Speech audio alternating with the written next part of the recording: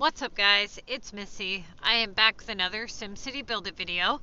Today we're going to be talking about city goals, running in place, and what the key components to the game are. Now, most of the time we talk about the lower level cities, people following the Missy's Building Guide, you know, the contest of mayors, things like that. So today, we're going to kind of change it up a little bit, and we're going to talk about some of the higher level cities, you know, players who maybe it's your other city and you have restarted and you're doing the Missy's Building Guide on one, but you still have another city, or maybe it's just that you have a really high level city, you've been playing for, you know, 5 or 6 years like myself, and you want to know how to improve your gameplay the best that you can given the situation that you're currently in.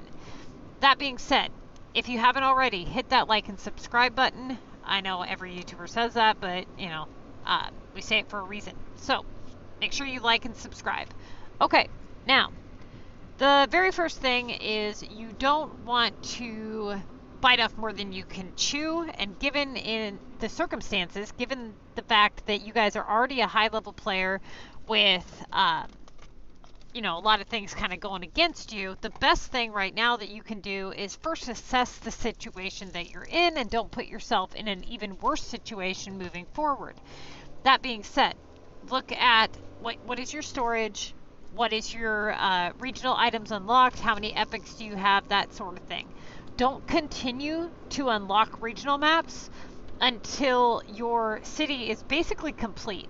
Every time you unlock a regional map, what happens is you unlock more items in the game, and those items are, one, they're going to be taking up space in your inventory, but they also cost more money, and they cause your epics to require more items that are hard to get, but they also add assignments to the contest of mayors, like upgrades, regional currency tasks, regional production tasks, regional HQ tasks. So they do cause more problems every time you unlock a regional map.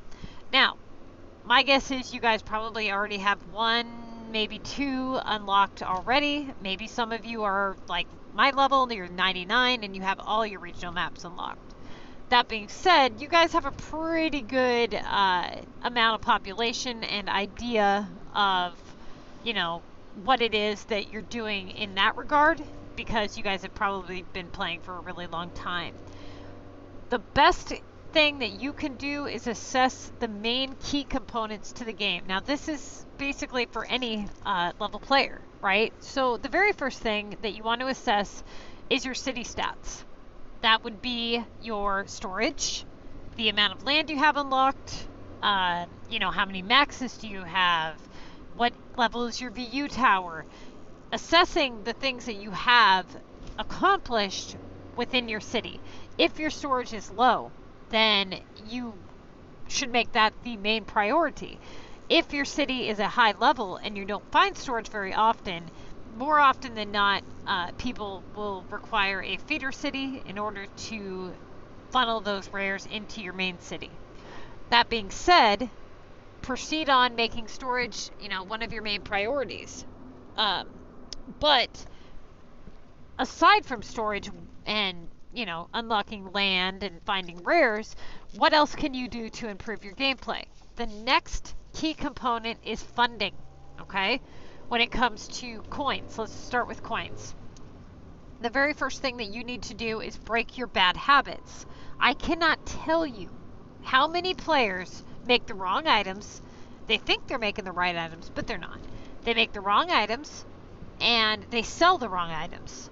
And it has everything to do with item management and item production, okay? Selling items can cost you money, and people don't realize that. They think that if they're selling an item, they're only making money, that they're not costing themselves money, and that is not the case. Because when you sell an item that you have to make back later, instead of making a profitable item, you end up costing yourself money in the long run, right? So let's say that you are producing flour and donuts to yield a high profit, okay? You should be producing flour and donuts day and night. Okay, all day long, flour and donuts. But let's say that you need melons and you need cream. You know, you're trying to replenish your inventory for an epic project and you can't really find these items on the global market. So you decide that you need to make these items. That means that you need to stop the flour and donut production in order to produce the cream and the melons, right? So what you've done here is you have shifted your profits, and now you're making less coin because you're making items that you need to, one, keep, and two, that turn less profit.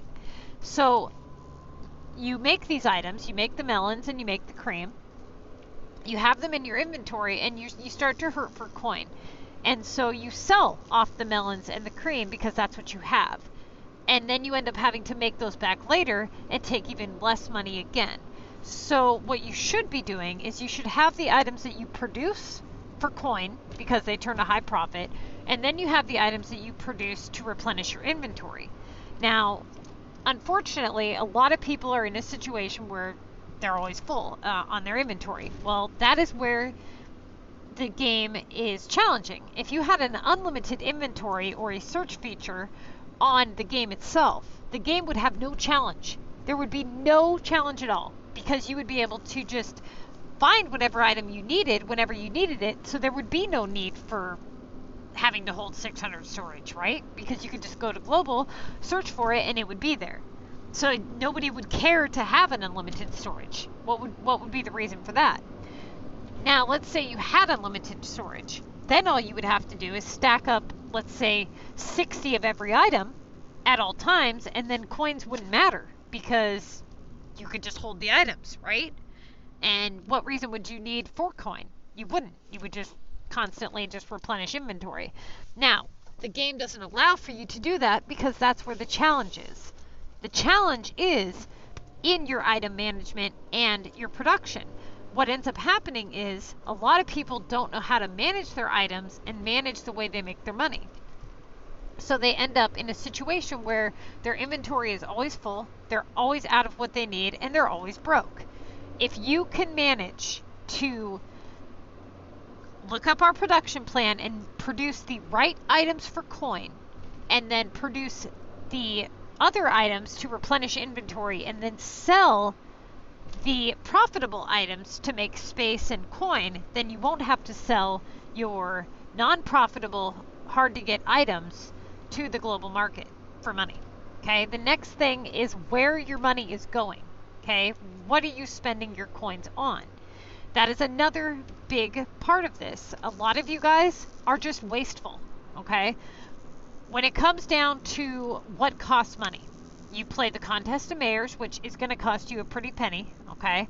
Because you're going to have to buy things you wouldn't normally buy, make things you wouldn't normally make, and then that cuts into your profits. So it's very important that any downtime that you have between the Contest of Mayors, that you run your overflow tokens to make money, right? And then eventually you get to a point where you guys will be perfectly fine on money. The next thing is, like I said, where is your money going? What are you spending your coins on? There's a couple of things that you spend money on. One is services, police, health, and fire. But if you play the Missy way, you end up with maxes. So you don't need to buy a bunch of police, health, and fire. Very early on, you buy the largest one, so you don't have to go broke buying a bunch of stupid small ones. The next thing would be your services in terms of water, power, sewer, garbage. Now, this is a major issue because so many people focus on population for income, and that is not how this game was intended to be played. If you increase your population to increase your taxes, to increase the cost of the services, it's a process in which you're making money to spend money, okay? You're borrowing from Peter to pay Paul kind of thing. So what ends up happening is people boost their population up, okay, to an obscene amount. They get a piddly ass amount for taxes. Like 3 million people with a 100% happiness is a 20% tax increase. You're looking at like 22,000 roughly in taxes at a level 99. That's nothing. Okay, so for 3 million people, you have to now provide service coverage in police, health, and fire, and water, power, sewer, garbage, right? So once you've done that, then you can start earning taxes, and by then, I mean, what's 22,000 a day going to do for you? Especially when you had to boost all of your services. So you weren't supposed to fund your city based on taxes. That is a nice boost if you can control your service demand and maintain it to where it's not going up constantly. Then what you can do is, if you play the Missy's Building Guide, what'll happen is you'll stay at a low service demand because you're only building the right residents, and that is the next key component, and that goes to which homes you're building and why you're building them. Do you know how many people win the contest of mayors at lower levels? They stacked up a bunch of tokens that they never use, and then what they do is they say, well, I have a bunch of tokens I never use, and so I don't need to build epic projects. So eventually they're either burn through those tokens, and then they have no way to replenish. They have nothing giving back, you know? So their services are higher on the other buildings. The other buildings cannot be converted to epic projects. Ideally, what you would want to do is, at the lowest level that you can do an epic project is level 24, right? So at level 24, that's the cheapest amount you're going to ever be able to do an epic project for. If you build only regular homes from level 1 to 24, and you convert those into gold epics, you will have achieved about 45 to 50 gold epics for the cheapest possible amount. This will be there forever, okay? So for as long as that house is standing, as long as you don't bulldoze it, that house is going to give you a gold token for the duration of its lifespan, which is forever, as long as you don't bulldoze it. Meaning that all of the people following the Missy's Building Guide, if they proceed on with the same method all the way up to level 43, which would be until you unlock all the items, they're going to have hundreds of gold epics done and completed for a very cheap amount, versus somebody who kept a bunch of tokens, waited till they were high level, used them all up, went broke, and now is spending an obscene amount of money trying to build epics up when they have every item in the game unlocked and regionals unlocked, right? So if you play it smart and you prepare yourself and you pre-plan, you can make it to where your service demand is very low and your houses are giving back to you. That is how you benefit, okay? So if you look here, every house has a service demand. See how it says service demand is low? The max pop is 1836. The max pop on a epic project is 2411 once it's been converted. If you look at the Latin homes, the service is low and the pop is 1836, right? But this one can't be converted into an epic project. If you look at this one, the service demand is medium. So if you have a bunch of London homes on your map, the service demand is going to be higher. So water, power, sewer is going to demand more. If you have Omega, it's going to demand even more than that. So what you want to do is you want to use Omega services on your lowest service demand home with the highest capability to give back. That is where you benefit the most. Building all epics at a low service demand with a gold token replenishing back in, your profits, and then building Omega services once you reach level 30. Now, following the Missy's Building Guide, you guys camp level 24, right? So, camping level 24 for a long time, you guys are banking in on those Mayor's Pass rewards. You guys are collecting Neo-Simoleons for months and months and months. Now, when CPT hit level 30, he was able to unlock 2 of each of the Omega services without having to build one canister, which in conversion to making canisters That is 1 million coins he saved in services in making canisters that he would have to sell the Omega items to the people to get enough to buy the Omega services for what he had to buy them for. They start at 10,000 each. Once you purchase one, it goes up to another 10,000 Neo-Simoleons. In order to do that, you have to make a $7,000 canister, and one Omega item usually sells for right around 1,000 Neo-Simoleons. So you're looking at about 70,000 for a 10k Neo-Simoleons, basically, is right around there. And then you start adding that up, and you go into the 20,000 for the next one. That's 30,000 Neo-Simoleons, give or take. So yeah, he saved right around 1 million coins just from collecting those in the Mayor's Pass.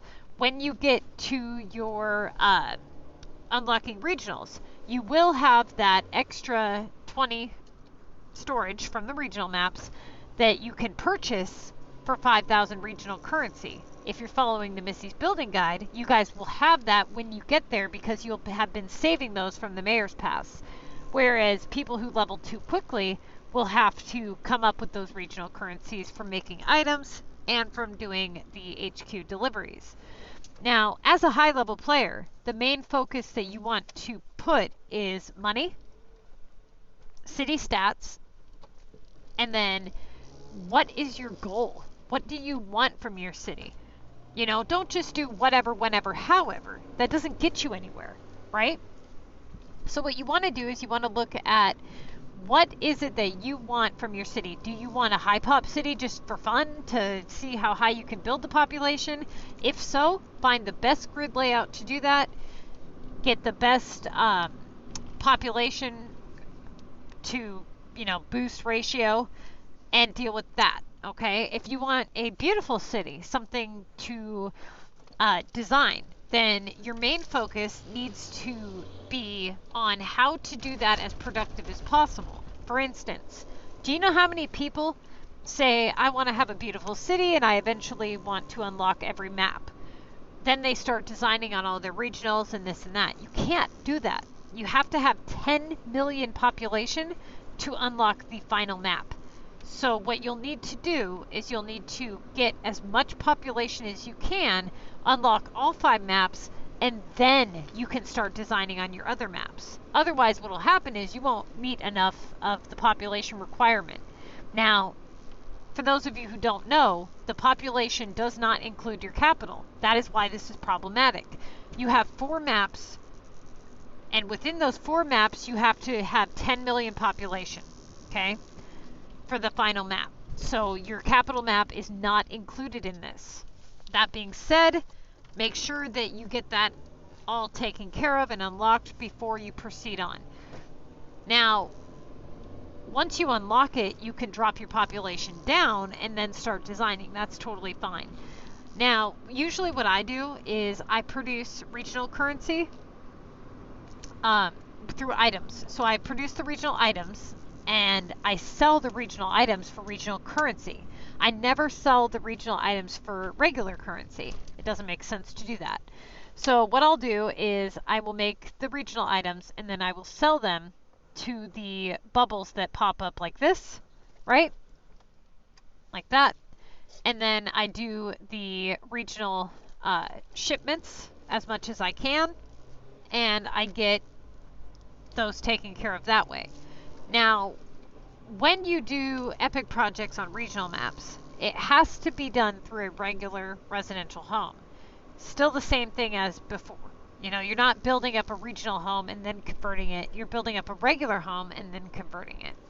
So just remember that. And no, there is no way to choose a specific style epic project. So many people ask, is there a way that you can pick the one that you want? No, there's not. There's no way to redo an epic once it's been converted either.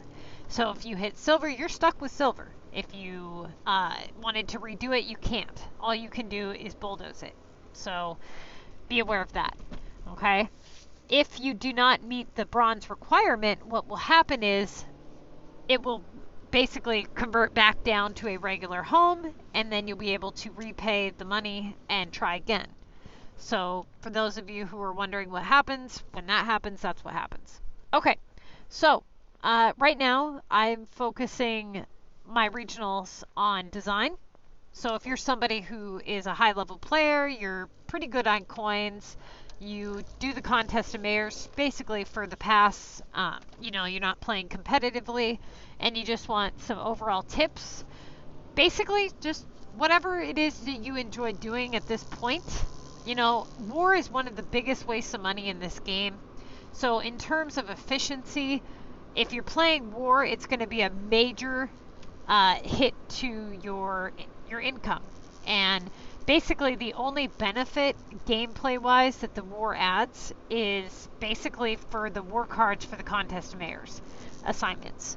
So you want to launch as much as possible to unlock those war cards to keep them on hand for when you get those easy 3K tasks. Aside from that though, efficiency, it's not beneficial to your city at all. The only thing that you gain from doing war, aside from what I just said, is war stuff. More war simoleons and war boosters and war cards to get more war shit. Like, there's nothing beneficial to it. So if you don't actually enjoy playing war, I wouldn't play it. It's not beneficial. So at my level, unless I'm doing something specifically for the contest, I don't mess with war at all. Basically what you're doing is you're taking your regular items, you're doing the deliveries and turning them into war items. You're then taking those war items and you're turning them into a number on your screen, which is your war points. And then in return for that number, that large number, you're getting rewards for the next time you play war. It's not like giving you cash, really. You get a little bit if you win, but nothing compared to what you're giving. So if you had to compare what it is you gave versus what it is you got, think of all the items that you donated to your war deliveries, and then look at the items that you were given back in return. So if I told you that you were going to give $300,000 worth of inventory for 60 cash, a couple platinum keys, and a few war boosters, and whatever you got in your VU pass, you would laugh at me and say, I'm not doing that. But you're willing to do it if it's on your screen in an entertaining manner, right? So basically it's all for your own entertainment to blow up all your hard work and money. If you're going for efficiency, do not play war. Only play war for the purpose of the contest. Add as many points as you possibly can, buying only jackpots. Stack up all those war cards, and that way you can do those war assignments. If you're not playing the contest of mayors competitively, and you don't, enjoy playing war, then don't play it competitively. It's a ripoff, absolute ripoff. Now, a lot of you guys are basically in a situation where you're high level, you like to play casually, which is totally cool. Basically where I'm at with it is I play just enough to earn the buildings and, submit the design challenge and things like that. And then what I do is I just play for the purpose of designing. And in that case, I do the little bit that I have to for the points that are easy. I don't pay cash for any of my assignments. And basically I'm maxed out on everything. All my regionals are unlocked. So basically all I really do is design and earn buildings. And I'm pretty good on coins. I use my overflow tokens to make items that are more difficult to obtain and help out the people within my group. Other than that, set your goals. Figuring out what it is you want. Start focusing on making your map actually look good. A lot of people think that they can't do it and that, designing is super, super hard, and it is a pain in the butt. But it can also be really fun if you actually sit down and try, right? So sit down, mess around with it, try to make some stuff look good, and surprisingly, you'll feel more accomplished if you actually have something worthwhile to look back on for all of your time spent on the game, right? Make sure that all of your shops are, maxed out and all that. Basically, for for instance, right now, I just sell those, pop some opinion bubbles, but eventually what I want to do is I want to get to the point where I can go to each map and have a really badass design, and then I'm going to record the design that I do and then work on taking it all apart and doing another design. It's basic, because I don't want to just be stuck with one thing, you know? So it looks like the Design Challenge Pass is going to be giving us a lot more of the older buildings and, you know, newer buildings. So that's good. You guys will at least have an option to earn some of those, which is nice. I don't know if I really like the new system they got going on, because it looks like they're saying you can exchange your blueprints for one of these.